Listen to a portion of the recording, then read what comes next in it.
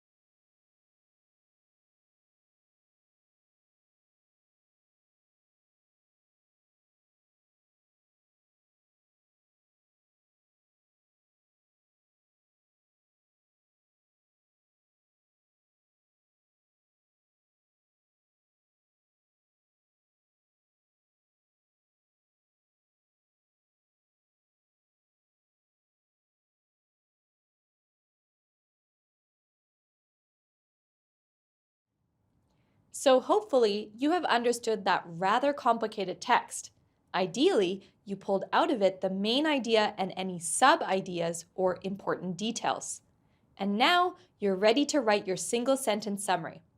Now, on test day and while you practice, you'll notice that you write and rewrite. You'll no doubt move parts around until you are happy. Also, remember to disregard anything that is unnecessary. All right, ready to write and rewrite your single sentence summary? Start now.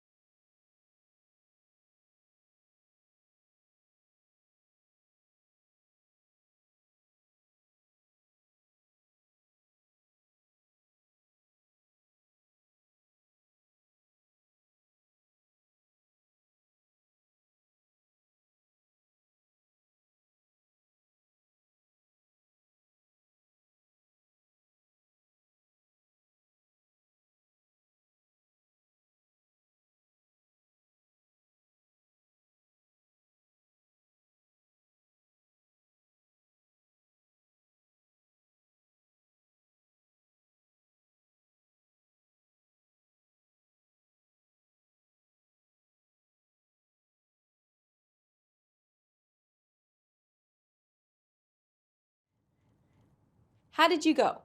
You can now spend a few minutes editing your sentence, making sure the spelling and grammar and punctuation are all correct. Or you can check out these two model answers. Let's take a look at example 1. It says, scientists have recently discovered that the honeybee, which is considered to be an excellent model of insect cognition, can understand the difficult mathematical concept of zero, and the researchers believe that the finding has applications for artificial intelligence. It's 38 words, which is a good length, and it captures the most important points of the text.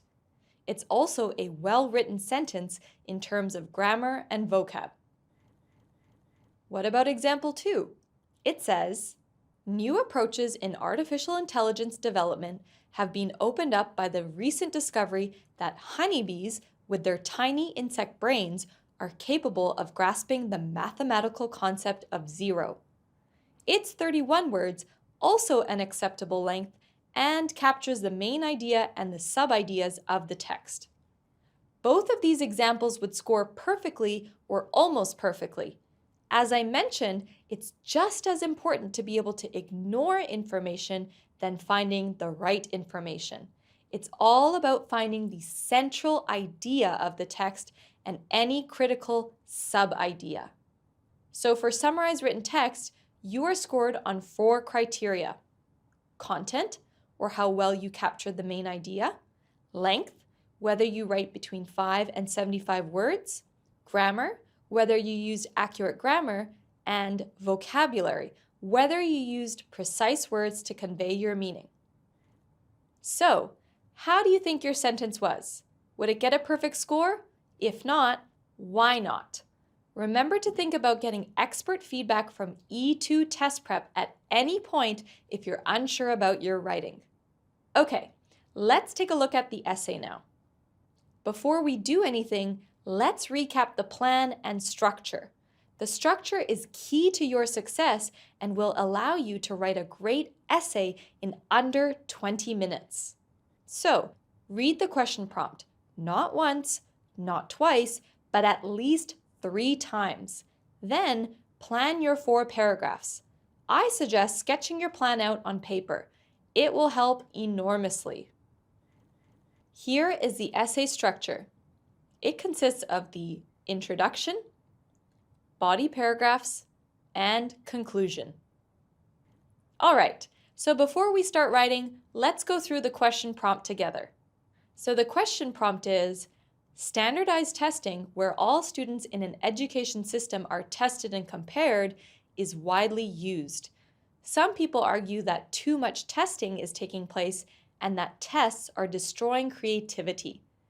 Discuss the extent to which you agree or disagree. Support your point of view with reasons and/or examples from your own experience or observations. So, are there too many standardized tests nowadays, and do they destroy creativity? If you want, you can pause the video and sketch out a plan stating the extent to which you agree or disagree with those 2 questions and what your body paragraph 1 and 2 will contain. Or you can take a look at my plan. Here's my plan. In the intro, I'm going to summarize the question prompt and position it, give it context.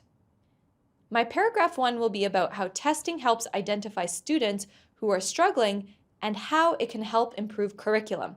So this paragraph is for testing. My paragraph 2 will be about how teachers teach to the test and this destroys creativity. So this will be against testing. In my conclusion, I'll discuss how we should abandon standardized testing and find other ways to assess, so this will ultimately be against standardized testing. This plan is going to help me enormously. You can go back and plan yours again or use mine, but remember, on test day, there will be no help with planning. All right, let's write the essay. I'm going to give you the full 20 minutes to write and review your essay. I've included a common errors table on the left in case you need to make sure that you're writing accurately. Away you go.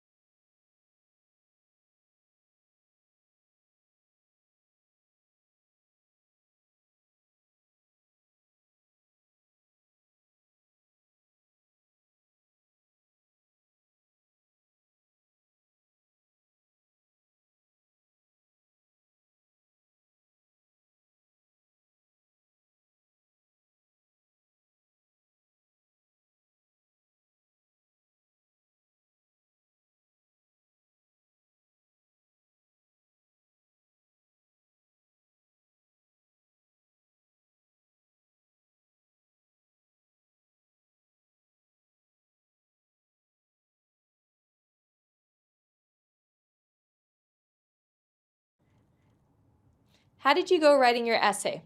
Which parts did you fly through? Which parts did you struggle with?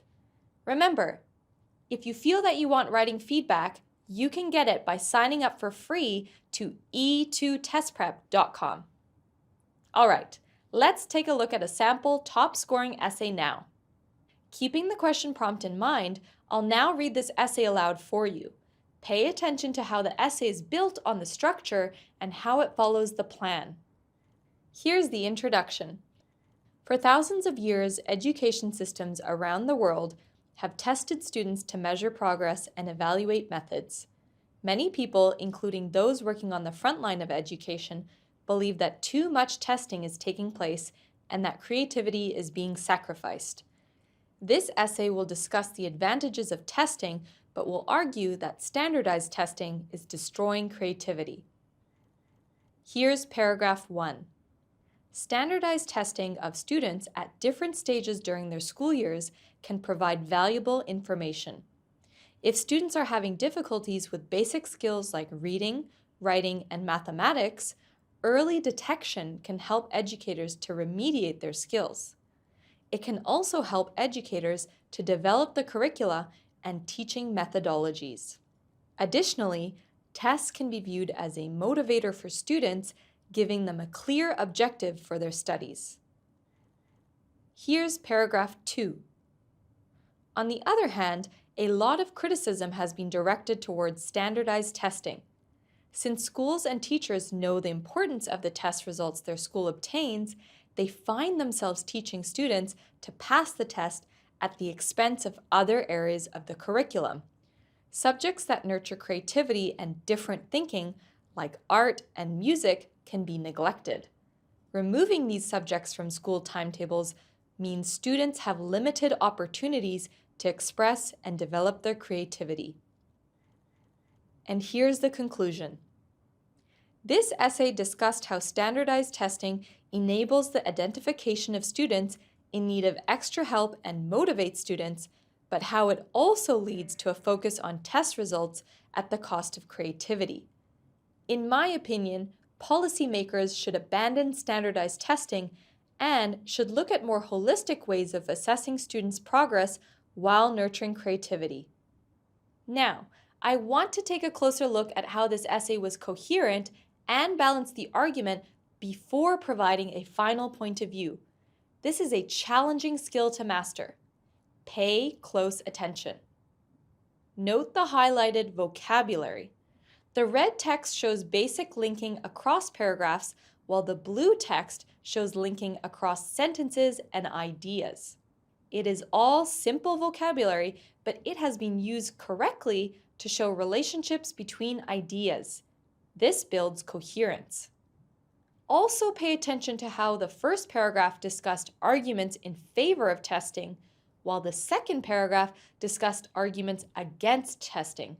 Then in the conclusion, I make my final against argument, and notice how this connects with the final sentence of the introduction.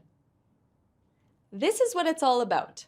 The entire essay coherence and logic hinges on the final sentence of your introduction, which tells the reader what you're going to write about and what your opinion is.